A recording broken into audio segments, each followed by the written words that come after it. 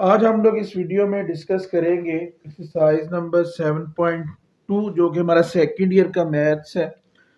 और इसका आज हम लोग इंशाल्लाह डिस्कस करेंगे क्वेश्चन नंबर 3, 11 और 12। अगर आप लोग टेक्स्ट बुक अपनी देखें तो उस पे आपको जो क्वेश्चन नंबर 3 और 11 है ना, इन दोनों की स्टेटमेंट्स में किसी भी किस्म का कोई फ़र्क नहीं है। क्वेश्चन नंबर 3 की स्टेटमेंट ये है कि जी find the magnitude of the vector v and find the direction cosine. जबकि अगर आप लोग ऐसे में 11 की स्टेटमेंट पढ़ते हैं उसके अंदर आपको क्या लिखा हुआ मिलेगा, उसमें जस्ट उसने साथ में मैग्नीट्यूड का वर्ड नहीं यूज किया हुआ, उसने उसके लिए क्या बोला हुआ जी डायरेक्शन कोसाइन निकालें। तो डायरेक्शन कोसाइन के लिए हमें मैग्नीट्यूड की वैसी ज़रूरत पड़ती है, इसलिए ये दोनों क्वेश्चन बिल्कुल सेम है 3 एंड 11। अब इसको देख लेते हैं जी। डायरेक्शन कोसाइन होती क्या है कि अगर मेरे पास एक वेक्टर u है लेट्स सपोज, और वेक्टर u क्या है जी एक्स आई प्लस वाई जे प्लस जी के, और इसी वेक्टर u की हम लोग निकाल लेते हैं मैग्नीट्यूड। तो डायरेक्शन कोसाइन क्या होगी जी, कॉज ऑफ अल्फा इक्वल होगा, यानी कि जो आपका i का कॉफिशिएंट है एक्स को उसकी मैग्नीट्यूड पे डिवाइड कर दें। कॉस बीटा क्या होगा जी, जे का जो कॉफिशिएंट है y उस पे मैग्नीट्यूड को डिवाइड कर दें। और कॉज ऑफ गैमा क्या होगा, जो के का कॉफिशिएंट z है उस पे उसकी मैग्नीट्यूड को डिवाइड कर दें। तो ये हमारे क्या कहलाते हैं, ये डायरेक्शन कोसाइन कहलाते हैं। इसके लिए देखें एक्स वाई जी, तो वही जो आपका आई जे के कॉफिशिएंट्स हैं वो तो डेफिनेटली आपको गिवन होंगे। चाहिए सिर्फ और सिर्फ आपको क्या चाहिए, आपको जी मैग्नीट्यूड। तो सबसे पहले अब हम लोग क्या कर लेते हैं जी, इनकी ये जो वेक्टर वी गिवन है इसका हम लोगों ने फर्स्ट पार्ट लिखा हुआ है। तो सबसे पहले जी इस वेक्टर v की मैग्नीट्यूड जो है वो फाइंड कर लेते हैं। तो किसी भी वेक्टर की मैग्नीट्यूड फाइंड करने का आपको मेथड पता है क्या होता है जी, जो भी i का कॉफिशिएंट है उसका स्क्वायर, j वाले कॉफिशिएंट का स्क्वायर और k वाले कॉफिशिएंट का स्क्वायर, और इसके ऊपर क्या आ गया जी आपका स्क्वायर रूट। ये क्या आ जाएगा जी 4 प्लस 9 प्लस 16, और इसकी मैग्नीट्यूड क्या आ गई जी स्क्वायर रूट ऑफ 29 आ गई मेरे पास। डायरेक्शन कोसाइन के लिए सिर्फ मैग्नीट्यूड चाहिए होती है, बाकी आपको बताया हुआ है कि आपने आई जे के जो कॉफिशिएंट्स हैं उनको उनकी मैग्नीट्यूड्स पे डिवाइड करना होता है। तो अब इसके जी डायरेक्शन कोसाइन लिख लेते हैं जी। डायरेक्शन कोसाइन इसके क्या आ जाएंगे मेरे पास जी, सबसे पहले आ गया जी cos alpha, cos beta, cos of gamma. हाँ जी, कॉस अल्फा क्या आना है जी, एक्स को मैग्नीट्यूड पे डिवाइड करते, तो यहाँ पे एक्स यानी कि आई का कॉफिशिएंट आपके पास क्या है 2, 2 divided by square root of 29 आ गया। जे का कॉफिशिएंट क्या है जी 3, 3 divided by square root of 29, और इसी तरह से जे का कॉफिशिएंट के का क्या है 4, 4 divided by square root of 29। और अगर आप इनको कंबाइन करके लिखते हैं तो 2 over square root of 29 comma 3 over square root of 29, और लास्ट पे क्या आ जाएगा जी 4 ओवर स्क्वायर रूट ऑफ 29। तो ये मेरे क्या निकल आए जी डायरेक्शन कोसाइन निकल आए। कोई भी इसके अंदर एज इट कुछ भी परेशानी वाली है ऐसी चीज़ इसमें है ही नहीं है। सिर्फ और सिर्फ आपने डायरेक्शन कोसाइन के लिए आपको एक चीज़ रिक्वायर्ड है, और वो क्या होती है जी उस वेक्टर की मैग्नीट्यूड। और क्वेश्चन नंबर 3 एंड 11 आपको बताया कि 3 और 11 जो है वो दोनों आपके इसी कंसेप्ट पे बेस्ड है। अब 3 का सेकंड पार्ट देख लें, तो सेकंड पार्ट के अंदर क्या लिखा हुआ है, क्वेश्चन नंबर 3 और उसका सेकंड पार्ट। सेकंड पार्ट है जी वेक्टर v गिवन है, और वेक्टर v मेरे पास क्या है जी i माइनस जे माइनस के आ गया। इसके लिए भी मैंने क्या निकालने जी डायरेक्शन को साइन। तो क्या चीज़ चाहिए जी डायरेक्शन को साइन के लिए, सिर्फ और सिर्फ इस वेक्टर v की मुझे मैग्नीट्यूड चाहिए। तो वो क्या आ जाएगा 1 का स्क्वायर माइनस 1 का स्क्वायर प्लस पॉजिटिव 1 का स्क्वायर, और इसके ऊपर स्क्वायर रूट। तो 1 प्लस 1 प्लस 1, इसकी वैल्यू मेरे पास क्या आ गई जी स्क्वायर रूट ऑफ 3। अब इसके जी डायरेक्शन को साइन जो है वो हम लोग लिख लेते हैं जी। वो क्या आने हैं मेरे पास जी डायरेक्शन को साइन मेरे पास आ जाएंगे जी cos alpha, cos of alpha क्या है जी, आई का कोफिशिएंट क्या है 1 डिवाइडेड बाय इसकी मैग्नीट्यूड। कॉज बीटा क्या है, जो आपके पास जे का कोफिशिएंट है -1 स्क्वायर रूट ऑफ 3।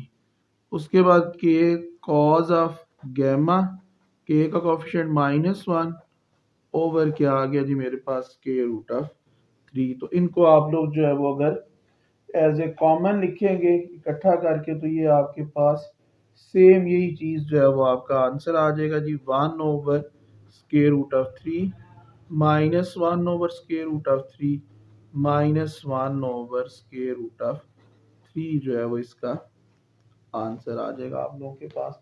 अब जो इसका थर्ड पार्ट है वो मेरे पास क्या है जी, वो है जी 4i-5 जे आ गया क्वेश्चन नंबर 3। और इसका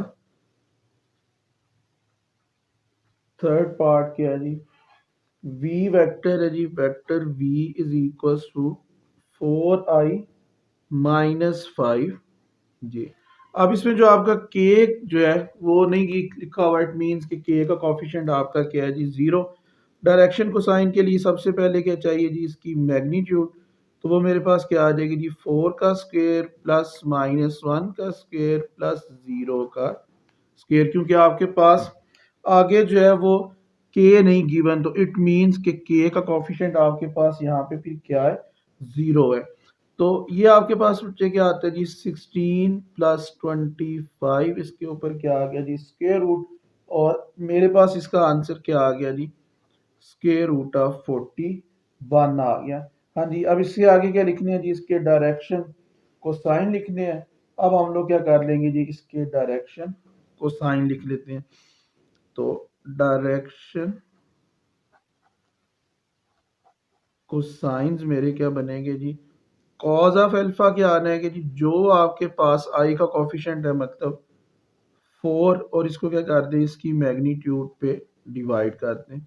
इसी तरह से कॉज ऑफ बीटा क्या आएगा मेरे पास, वो है जी मेरे पास -5 और मैग्नीट्यूड क्या है जी स्क्वायर रूट ऑफ 41।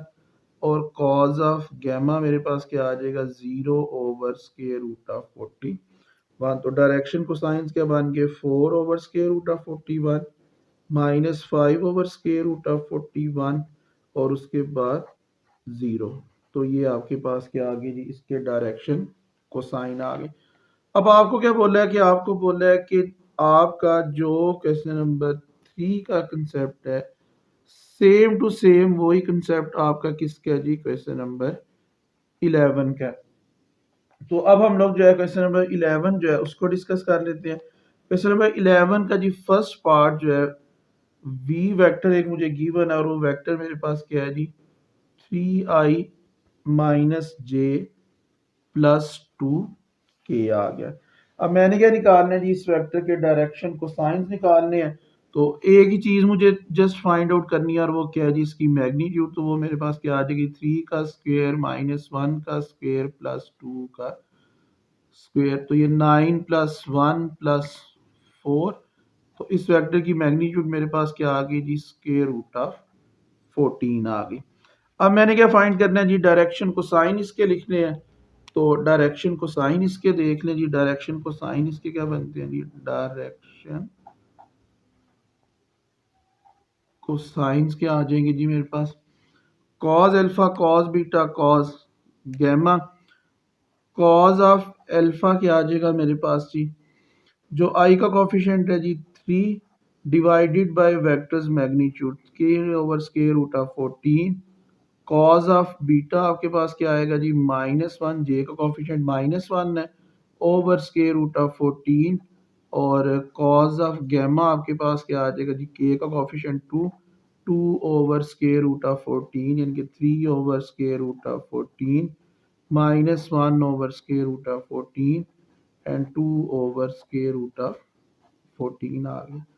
अब इसका जो है सब का काम सेम इसी तरह से है, इसके ऊपर ज़्यादा मज़ीद टाइम नहीं लगाएंगे। अब इसका जो थर्ड पार्ट है 11 का, जब हम लोग फिजिकली क्लासेस में पढ़ा रहे होते हैं तो बच्चे इसकी जो है वो सम टाइम फरमाइश कर देते हैं। अब यहाँ पे क्या गिवन है अब इसमें हम लोगों ने डायरेक्शन को साइन फाइंड करने हैं वेक्टर पी क्यू के। तो पहले नंबर पे तो वेक्टर पी क्यू बनाना पड़ेगा। अब पी की वैल्यू क्या गिवन है जी? पी की वैल्यू है मेरे पास 2 1 5 और जो पॉइंट क्यू है मेरे पास वो है जी 1 3 1 अब इसमें क्या करना है हम लोगों ने? इसमें हम लोगों ने पहले दो लाइन समझ लें इस क्वेश्चन की ज्यादा है।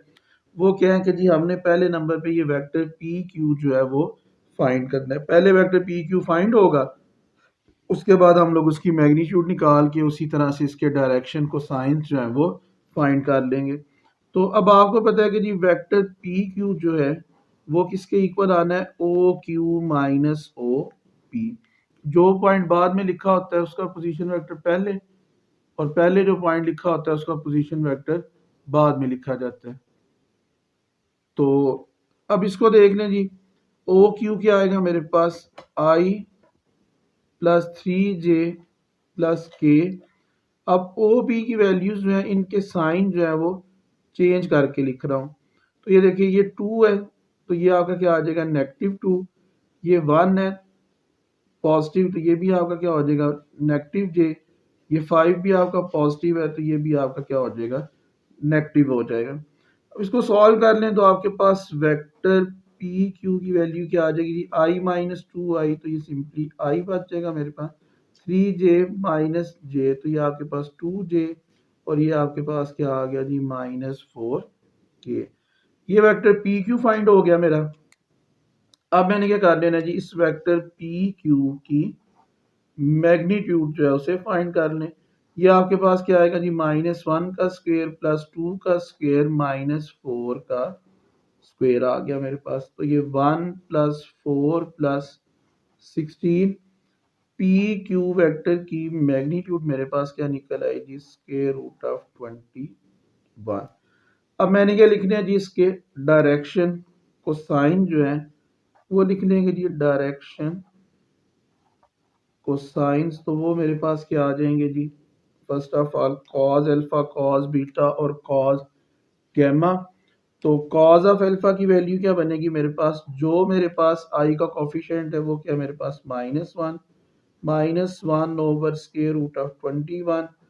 कॉज ऑफ बीटा मेरे पास क्या आएगा जी? कॉज ऑफ बीटा आ गया जी। जे का कोफिशिएंट मेरे पास क्या है? 2 ओवर स्क्वायर रूट ऑफ 21। और इसके बाद मेरे पास जो के का कॉफिशिएंट है, के का कॉफिशिएंट मेरे पास क्या है जी? -4 ओवर स्क्वायर रूट ऑफ 21। तो अब इनको एज ए कॉमन लिख लेंगे तो कंबाइन करके लिख लें तो -1 over square root of 21, 2 over square root of 21 -4 over square root of 21। तो अभी हम लोगों ने ये क्वेश्चन नंबर 3 और 11 डिस्कस किया है। नेक्स्ट जो है वो हम लोग डिस्कस करते हैं जी इसका क्वेश्चन नंबर 12 जो है उसको हम लोग डिस्कस करते हैं। क्वेश्चन नंबर 12 को डिस्कस करते हैं। क्वेश्चन नंबर 12 के अंदर हम लोगों ने पढ़ना है जी डायरेक्शन एंगल्स। अब देखिए अगर आपके पास कोई भी वेक्टर है स्पेस में तो डेफिनेट सी बात है कि वो वेक्टर जो है एक्स एक्सिस के साथ भी एंगल बनाएगा, वाई एक्सिस के साथ भी और जी एक्सिस के साथ भी। तो उसके आपके पास टोटल 3 एंगल्स इस सेंस में बन जाते हैं। अगर हमने ये चेक करना हो कि हमें 3 एंगल्स गिवन है और हमने ये देखना हो कि ये तीनों एंगल्स किसी एक वेक्टर के या डिफरेंट वेक्टर्स के हैं, तो उसके लिए फिर हमारे यूज़ हो जाते हैं डायरेक्शन एंगल्स।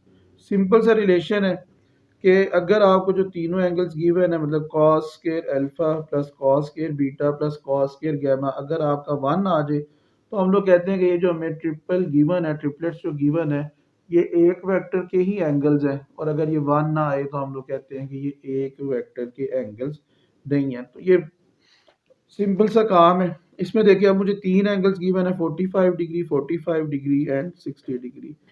तो यहाँ पे देखिए अल्फा की वैल्यू क्या आ गई? 45 डिग्री। बीटा भी मेरे पास आ गया जी 45 डिग्री और गैमा की वैल्यू मेरे पास क्या आ गई? 60 डिग्री आ गई। अब इस पे ये रिलेशन अप्लाई कर लेते हैं जी। Cos square alpha plus cos edge beta plus cos square gamma जो है वो फाइंड करते हैं। उसकी वैल्यू देखते हैं क्या आता है जी। Cos square alpha plus cos square beta plus cos square gamma, which is equals to cos square 45 degree plus cos square 45 degree plus cos square 60 degree आ गया मेरे पास। अब देखिए आपको इस बात का पता है कि इसका मतलब ये है कि हम लोगों ने पहले नंबर पे क्या करना है, cos की 45 डिग्री पे वैल्यू फाइंड करनी है। उसके बाद हम लोगों ने उसका स्क्वायर लेना है। cos की 45 डिग्री पे वैल्यू, उसके बाद उसका स्क्वायर। तो ये सारी वैल्यूज जो है अगर आपको याद कर लें तो वो तो बड़ी अच्छी बात होती है, नहीं तो ये कैलकुलेटर पे भी फाइंड आउट की जा सकती है। cos 45 इक्वल होता है जी 1/स्क्वायर रूट ऑफ 2 इसका स्क्वायर। cos 45 1/स्क्वायर रूट ऑफ 2 इसका स्क्वायर। cos 60 हमारे पास इक्वल होता है 1/2 और इसके ऊपर क्या आ गया जी, इसका भी स्क्वायर आ गया। अब इस स्क्वायर की वजह से 1 का स्क्वायर तो 1 ही रहना है, 2 का स्क्वायर रूट खत्म हुआ तो ये 1/2 प्लस 1/2 प्लस 1/4 आ गया। अब यहाँ से मैं क्या करता हूँ, इसका एलसीएम लें तो एलसीएम इसका 4 आ जाएगा। 2 2s आर 4 तो ऊपर आपका 2 तो 2 plus 1 which is equals to 4/5 which does not equals to 1। तो ये आपका 1 के इक्वल नहीं आया तो हम लोग क्या लिखेंगे कि ये जो गिवन ट्रिपल है ये डायरेक्शन एंगल्स जो है वो एक वेक्टर के नहीं है। So given triple R not direction angle of a vector. अगर ये 1 आ जाता तो हमने कहना था कि ये क्या जी, इसके एक वेक्टर के डायरेक्शन एंगल्स हैं। और अगर ये 1 नहीं आया तो हम लोग क्या कहेंगे, ये किसी एक वेक्टर के डायरेक्शन एंगल्स नहीं है। अब इसका जी थर्ड पार्ट देख लें जी। थर्ड पार्ट क्या है जी, 45 डिग्री, 60 डिग्री एंड 60 डिग्री। अब इसको भी मैंने चेक करना है इसी तरह से।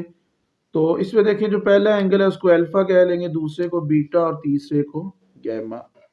अल्फा एंगल मेरे पास क्या आ गया जी 45 डिग्री। बीटा एंगल जो है वो मेरे पास किसके इक्वल आ गया जी 60 डिग्री के। और गैमा एंगल मेरे पास आ गया जी 60 डिग्री के इक्वल आ गया। अब मेरे पास रिलेशन क्या है जी, रिलेशन है जी कॉस स्क्वायर अल्फा,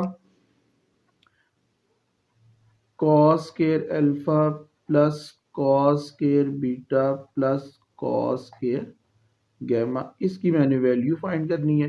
अल्फा 45 है, बीटा और गैमा आपका 60 डिग्री है। तो यहाँ पे मेरे पास ये क्या आ जाएगा, cos square 45 degree plus cos square 45 degree plus cos square 60 degree आ गया मेरे पास। अब आपको पहले भी बताया हुआ है कि पहले नंबर पे आपने ये करना है कि कॉस की 45 डिग्री पे वैल्यू जो है वो फाइंड करनी है, 60 डिग्री पे वैल्यू फाइंड करनी है और बाद में उसका स्क्वायर लेना होता है।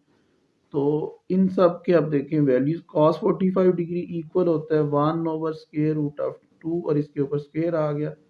cos 60 1/2, cos 60 आपका 1/2 और इसके ऊपर भी क्या आ गया, आपका स्क्वायर आ गया। अब ये 1/स्क्वायर रूट ऑफ 2 का स्क्वायर लेंगे, 1/2 प्लस 1/4 प्लस 1/4 आ गया। 4 इसका एलसीएम तो ये आपके पास आ गया 2 प्लस 1 प्लस 1 4/4 और ये किसके इक्वल आ गया, आपका 1 के इक्वल आ गया। तो आपको पहले ही बताया था कि डायरेक्शन एंगल्स क्या होते हैं कि अगर आपका cos square alpha plus cos square beta plus cos square gamma जो है वो 1 के इक्वल आ जाए तो फिर आपका जो वेक्टर्स होते हैं, जो एंगल्स होते हैं वो आपके क्या आ जाते हैं, डायरेक्शन एंगल्स कहलाते हैं। तो अब हम लोग लिख देते हैं जी हैंस गिवन ट्रिपल, जो गिवन ट्रिपल है वो क्या जी, is direction angles of a vector.